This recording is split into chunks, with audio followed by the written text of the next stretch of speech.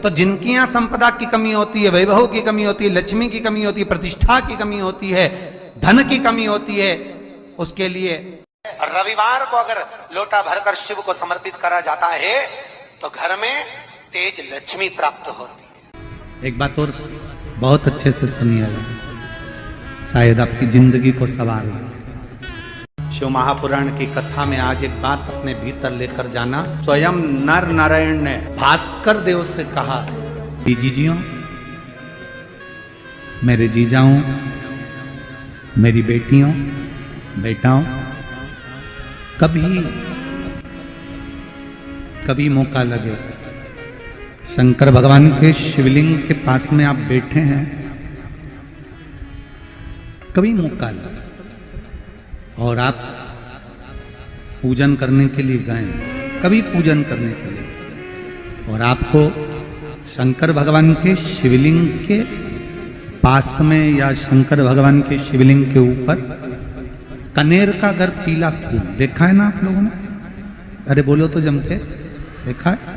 कनेर का यदि पीला फूल शिवलिंग के आसपास में या शंकर भगवान के ऊपर कहीं रखा हुआ भी दिख जाए, विषम परिस्थिति हो, बहुत हिम्मत ना हारते हो, कभी भगवान अकेले में एकांत में आप पहुंचे उनके पूजन के लिए, कनेर का पुष्प वहां रखा है, चाहे वो जलाधारी पर रखा हो, चाहे वो शिवलिंग के पास में रखा हो, शिवलिंग पर रखा हो, उस कनेर के पुष्प को अगर आप 5 जगह का स्पर्श कराकर अपने हृदय की बात कहकर वापिस महादेव को समर्पित कर देते हो, तो भी मेरा महादेव तुम्हारे दुख का निवारण कर देगा। अब वो 5 स्थान, पहला गणेश जी का जो स्थान होता है वह जगह, दूसरा षडानंद कार्तिक, तीसरा अशोक सुंदरी वाला स्थान, चौथा जलाधारी जो ऊपर से बूंद बूंद जल नीचे गिरा रही है, जया, विषहरा, श्यामली बारी, दौतली, देव, शंकर जी की 5 बेटियों का, और 5वें नंबर का है शंकर भगवान के, जो कैसे वर्णन किया जाए, त्रिशूल के 3 भाग होते हैं। करें दर्शन आप लोगों ने, ये से सामने त्रिशूल लगा है, इस त्रिशूल के ऊपर देखेंगे तो 3 भाग दिख रहे हैं, नजर आ रहे हैं सबको?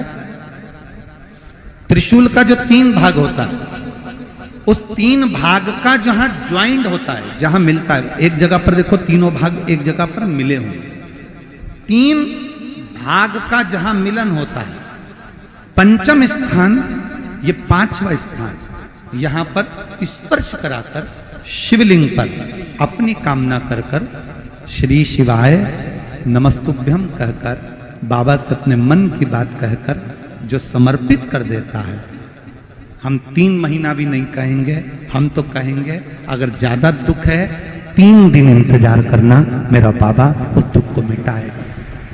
जिन बेटा बेटियों का विवाह नहीं होता, उन बेटा बेटियों के लिए मान लो अगर कोई ग्रह ऐसे हो गए कि भाई संबंध टूट गया, और संबंध टूटने के बाद तलाक हो गया, होने के बाद दूसरा विवाह ही नहीं हो रहा, संबंध टूटने के बाद मंगल विवाह दूसरा हो ही नहीं रहा, तो प्रयास करिएगा। माँ जगतजननी जगदम्बा का हाथ इस तरह से रहता है, अपने दर्शन करेंगे पार्वती मैया के शिव मंदिर में, तो पार्वती जी का हस्त कमल शंकर जी की साक्षी में हमेशा बंधा हुआ रहता है, शिव के साक्षी में। महाराज प्रदोष काल में, प्रदोष के दिन, कभी भी किसी भी प्रदोष के दिन, वैसे तो मूल है इसमें सोम प्रदोष का वर्णन, सोमवार की जो प्रदोष पड़े उसका मूलता माना गया है, पर आप प्रयास करना कि किसी भी प्रदोष के दिन जिसका तलाक हो चुका हो, जिसका संबंध खराब हो चुका हो, संबंध हो ही नहीं रहा हो वापिस से, सोम प्रदोष के दिन जहां मां जगतजननी का हस्त कमल बंधा रहता है और शंकर भगवान का शिवलिंग है, आप लोगों ने कथा सुनी होगी कि सबसे पहली यज्ञोपवीत संस्कार, सबसे पहला यज्ञोपवीत संस्कार किसका हुआ था और किसने किया था? महाराज, सबसे पहला यज्ञोपवीत माता ललिता देवी ने भगवान शंकर को यज्ञोपवीत धारण करवाया था।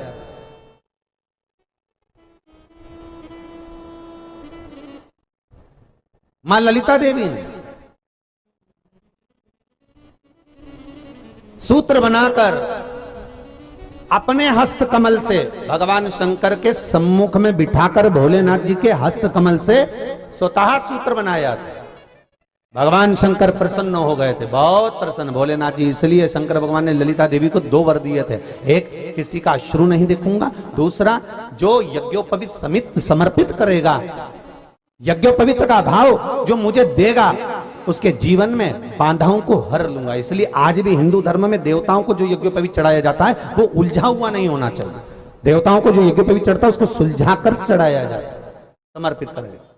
अब कई विद्वान ब्राह्मण ऐसा कैसे यज्ञोपवीत में हल्दी लगाकर छोड़वा देते हैं, परंतु वो उलझा हुआ रहता है। वो सुलझा हुआ अगर चढ़ाएगा तो जो जजमान पूजन कर रहा है, जो जजमान पूजन में लगा हुआ है, उसको पूर्ण फल की अनुभूति हो, पूर्ण फल का प्राप्ति हो, और ब्राह्मण भी बंधन से मुक्त हो। ललिता देवी जी तो हमारे यहाँ भौम सोमवार का जो प्रदोष हो, उस प्रदोष के दिन जिसका मंगल विवाह नहीं हो रहा है, सारी तकलीफें झेल रहे हो, बहुत कष्टप्रद हो, तो माँ का जो हस्त कमल है, उस हस्त कमल से लेकर शंकर भगवान के शिवलिंग तक एक कच्चे सूत की धार बनाई जाती है। महाराज 6 धार कच्चे सूत की बनाई जाती है। यहाँ शंकर भगवान का शिवलिंग है, यहाँ माता का हस्तकमल है, हस्तकमल से चालू होकर शिवलिंग, शिवलिंग से चालू होकर हस्तकमल, ऐसी 6 धार बनाई जाती है हमारी। और धार बनाकर उस धार पर माखन का लेपन किया जाता है भगवान शिव को। जैसा ललिता माता ने भगवान शंकर से वर प्राप्त करा था, उसी तरह फिर उस लेपन को लगाने के बाद उसको उतारकर उसी को लपेटकर शंकर भगवान पर उसको चढ़ा दिया जाता है, मात्र अपनी मंगल विवाह की कामना कर कर। अगर कोई कुंवारी अवस्था में कर रहा है तो उसमें हल्दी लगाए, और अगर कोई शादी होने के बाद, संबंध टूटने के बाद दूसरी शादी के लिए कर रहा है तो उसमें हल्दी ना लगाए। बस इतना अंतर रहता है। कथा आती है, एक गांव में एक बूढ़ा किसान रहता था, बूढ़ा व्यक्ति रहता था। उसके पास में गाय थी, गोमाता।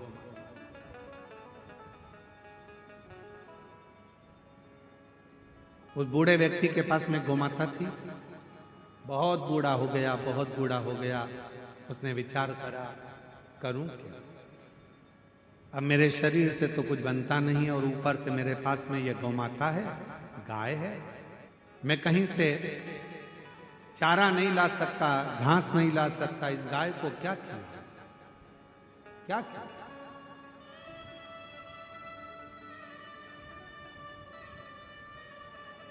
क्या करूं?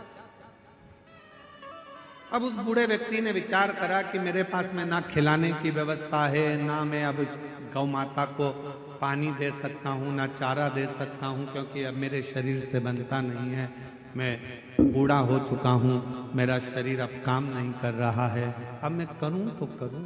उस बूढ़े व्यक्ति शरीर में रोग बढ़ता गया, बूढ़ा होता गया, तो मन में आया कि अब इस गाय को मैं खूंटे से छोड़ दूं, अब इसको खूंटे से बांध कर नहीं रखूंगा।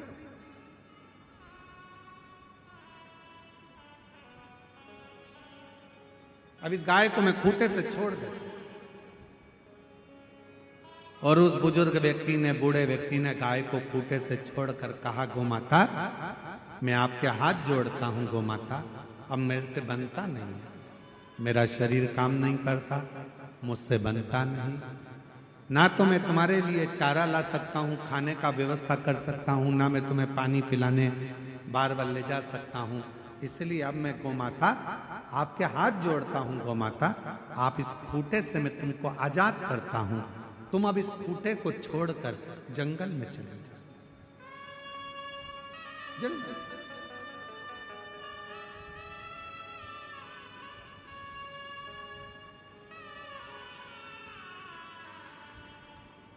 गौमाता जंगल में नहीं गई, खूंटे के पास रही। बूढ़े व्यक्ति ने विचार करा कि मेरे को इसको जंगल ले जाना पड़ेगा, और बूढ़ा व्यक्ति धीरे धीरे धीरे धीरे उसको एक दिन गौमाता को जंगल में छोड़ा। सुबेरे गौमाता को जंगल में छोड़ा, शाम होते होते गौमाता वापिस खूंटे के पास आकर खड़ी हो गई। हाथ जोड़कर कहने लगा, मां तुम फिर आ गई। वो रोज भगाता, गाय रोज जाती, चरकर आती, पानी पीती और शाम को खूंटे के पास वापिस आती।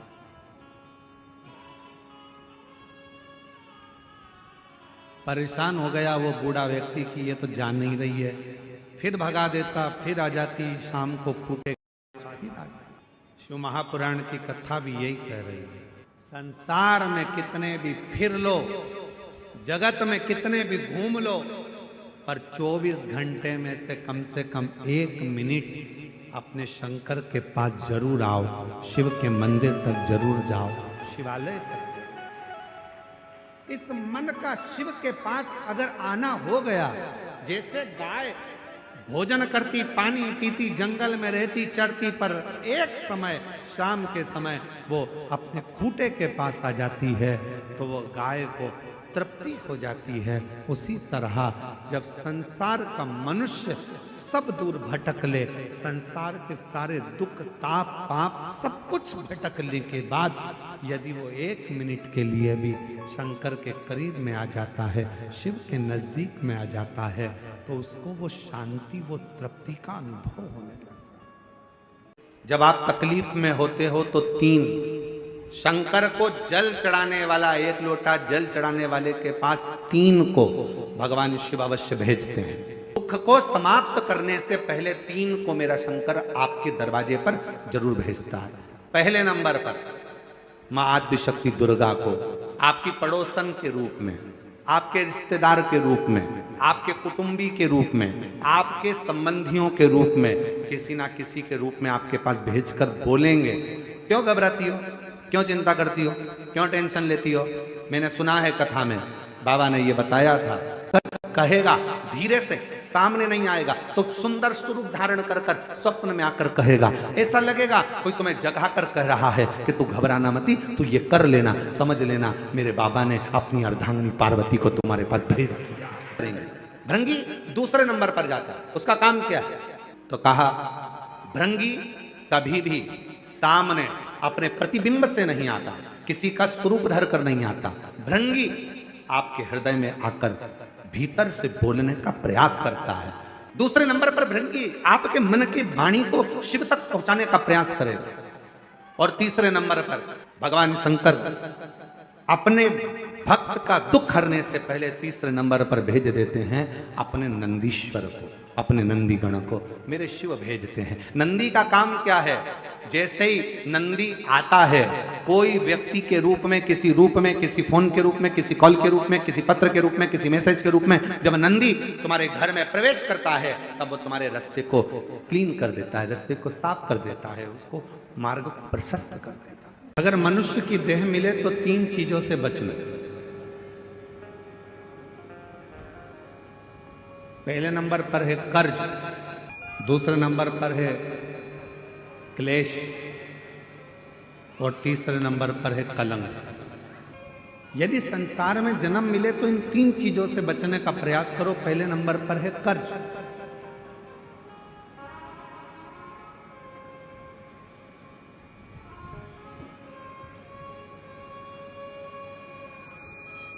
थोड़ा सा भी कर्ज हमारे जीवन में अगर हो जाता है, थोड़ा सा कर्जा आ जाता है तो वो कर्जा बढ़ते बढ़ते बढ़ते बढ़ते एक दिन हमारी जमीन को, हमारी जायदाद को, हमारे मकान को भी बर्बाद कर देता है।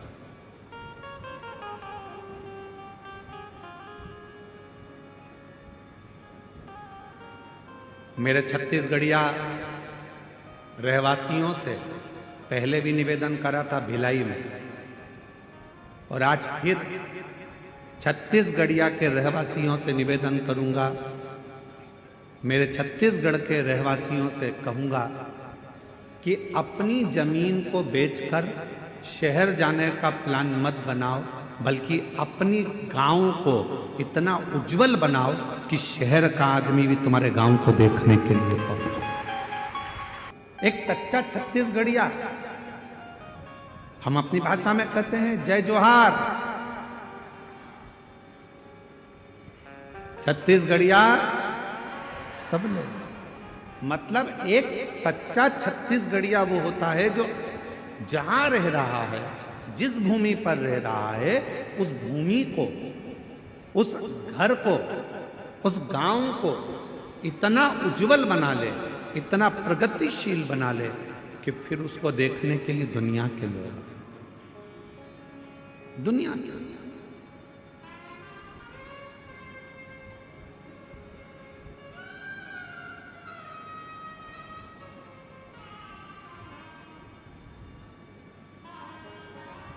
यहाँ जितने छत्तीसगढ़ के मेरे जीजी जीजा बैठे हैं, आप सब कोई साधारण नहीं हो। जितने भी बैठे हो, आप भगवान श्री राम जी के नाना जी और नानी जी हो। छत्तीसगढ़ वालों को ये गौरव होना चाहिए कि हम कौशल प्रदेश के हैं, माँ कौशल्या जी के गांव के हैं और भगवान राम जी हमारे भांजे हैं। सहजता नहीं है। शिव भक्त को शिव महापुराण की कथा कर रही है, संसार के रहवासियों को 3 चीजों से बचना चाहिए। पहले नंबर पर है कर्जा, दूसरे नंबर पर है क्लेश, तीसरे नंबर पर है कलंक। ये 3 चीजें जब व्यक्ति के जीवन में अगर हो जाती है तो पूरा जीवन बर्बाद हो जाता है, पूरा। पहला बच्चों कर्ज से। 10 रुपए भी किसी का अगर कर्जा है तो वह हमको एक ना एक दिन डुबो देगा। इसलिए कर्जे से बचने का प्रयास करो। आज हो क्या रहा है, लाओ हम तुम्हें कर्जा दे देंगे। बड़ी बड़ी कंपनियां खुली हैं, बड़े बड़े बैंक खुले हुए हैं, जो दिन रात मोटरसाइकिल पे अपने अपने फ्लेक्स लगाकर दिन रात कहते हैं लो एक दिन में हम लोन देते हैं। गाड़ी पर लोन ले लो, मकान पर लोन ले लो, जमीन पर लोन ले लो, लोन ले लो, लोन ले लो, पैसा ले लो, पैसा ले लो। आज क्यों देने को तैयार बैठे? वो चाहते हैं कि आप थोड़ा सा लोन लोगे, धीरे धीरे वो चुका नहीं पाओगे तो एक दिन तुम्हारी जमीन भी चली जाएगी, मकान भी चले जाएगा और मालूम पड़ा एक दिन जो रखा हुआ धन है वो पूरा बर्बाद हो जाएगा। समझ की जरूरत है। लोन देने वाली कंपनियां बढ़ गई, लोन लेने वाले बढ़ गए, पर अब समझ की जरूरत है कि हमको ना कर्ज लेना है, ना हमको क्लेश में रहना है और ना हमको कलंक में रहना है। हमें तो शंकर भगवान की अविरल भक्ति में रहना है, शिव की। कर्ज से थोड़ा सा बचना, थोड़ा सा। और जब यह मानव देह कर्ज से बच जाए तो इसको क्लेश से बचाने का प्रयास करो कि परिवार में रह रहे हो, गांव में रह रहे हो, नाते रिश्तों में रह रहे हो, कुटुंब कबीले में रह रहे हो, कोई क्लेश नहीं होना चाहिए। आपस में थोड़ा साझा बनाकर, थोड़ा सा।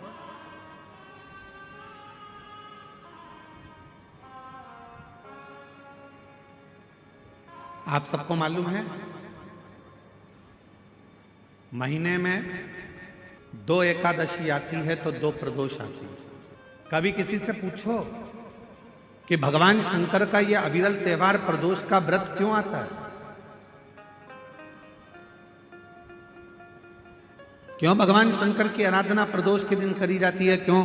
कभी सोमवार भौम प्रदोष आ जाती है, कभी गुरुवार का प्रदोष आ जाता है, कभी शुक्रवार का प्रदोष आ जाता है, कभी कोई प्रदोष आ जाता है। यह प्रदोष का व्रत क्यों आता है? उसका एक कारण है, भगवान शंकर प्रदोष का व्रत धारण कर फिर अगला जो दिन होता है उस दिन मेरे शंकर भगवान अपने सारे गणों के साथ नंदी, भृंगी, श्रृंगी, नर, गंधर्व, अप्सरा, किन्नर, देवता, पशु, पक्षी जितने भी होते हैं मेरे शिव सबके साथ बैठकर अपना महाप्रसाद ग्रहण करते हैं।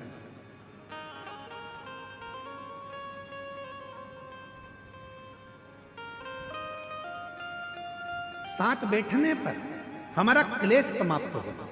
आज के जमाने में 4 भाइयों का परिवार, एक इधर जा रहा है, एक उधर जा रहा है, देवरानी, जेठानी, ननंद सब अलग अलग क्षेत्र में जा रही, कोई सुनने को तैयार नहीं। तो शिव महापुराण की कथा कहती है एक कर्ज से बच जाओ, दूसरा क्लेश से बचो।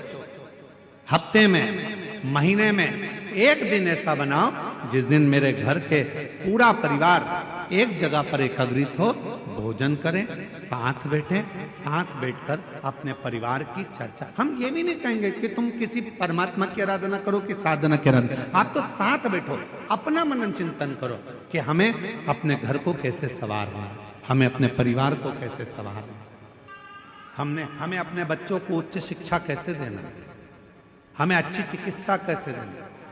हम कहीं आडंबर में तो नहीं फंस रहे, हम कहीं गलत जगह पर तो नहीं फंस रहे, आडंबरों से मुक्त कैसे करें।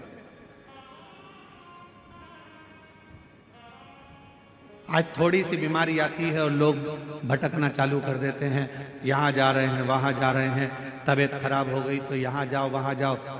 हमने जब से शिव महापुराण की कथा बाची है, एक बात हमेशा कही है कि सबसे पहले अगर शरीर में कष्ट है तो अपने गांव के प्राथमिक चिकित्सा केंद्र में जाओ, उसके बाद फिर शहर के हॉस्पिटल में जाओ, फिर शहर के हॉस्पिटल से जिले के हॉस्पिटल में जाओ, फिर जिले के हॉस्पिटल से फिर कोई बड़ी सिटी के कोई हॉस्पिटल में जाओ।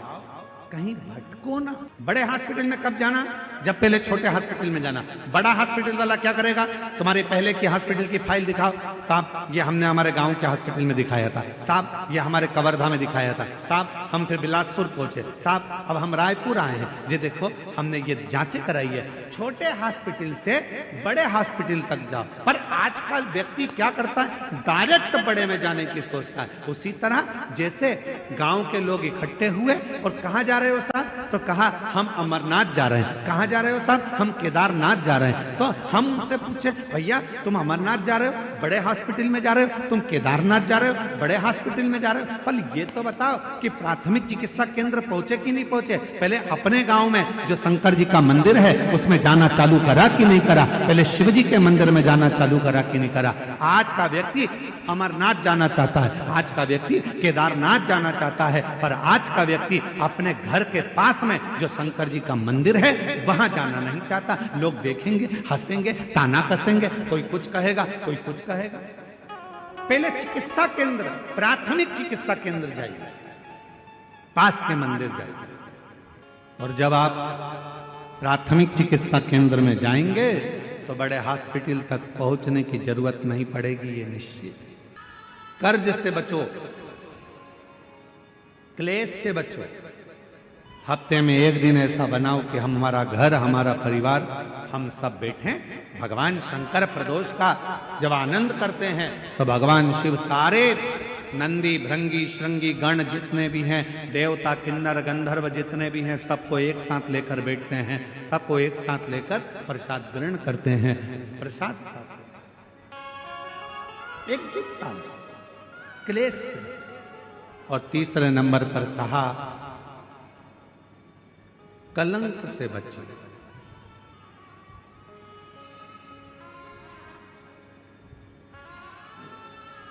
हमारे सनातन हिंदू धर्म में पतंग उड़ाने के लिए एक दिन दिया गया है। यहां उड़ाते पतंग? अरे बोलो तो जम के। कब उड़ाते हैं?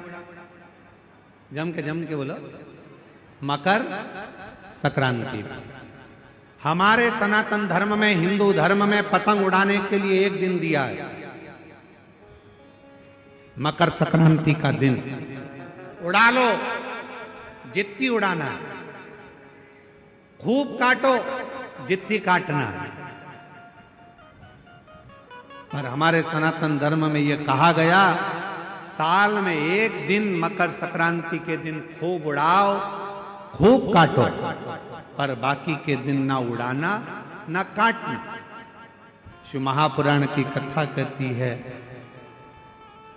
किसी का कोई काम हो रहा है, किसी के बेटे की शादी हो रही है, किसी की बेटी का संबंध हो रहा है, लोग हर कुछ बोलकर उड़ा देते हैं और उसके संबंधों को काट देते हैं। शिव महापुराण की कथा कहती है, कोई उन्नति की सीढ़ी पर चढ़ रहा है तो उसको चढ़ने दो, बढ़ने दो, उसको काटने का प्रयास मत करो, क्योंकि हम सब सनातनी हैं।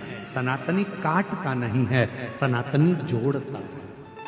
श्री शिवाय नमस्तुभ्यम, हर हर महादेव। पूज्य गुरु जी ने इस वीडियो में 9 नवंबर पंचमी तिथि विशेष उपाय बताए हैं। वीडियो अच्छी लगे तो like, share and subscribe. Comment में श्री शिवाय नमस्तुभ्यम, हर हर महादेव अवश्य लिख देना।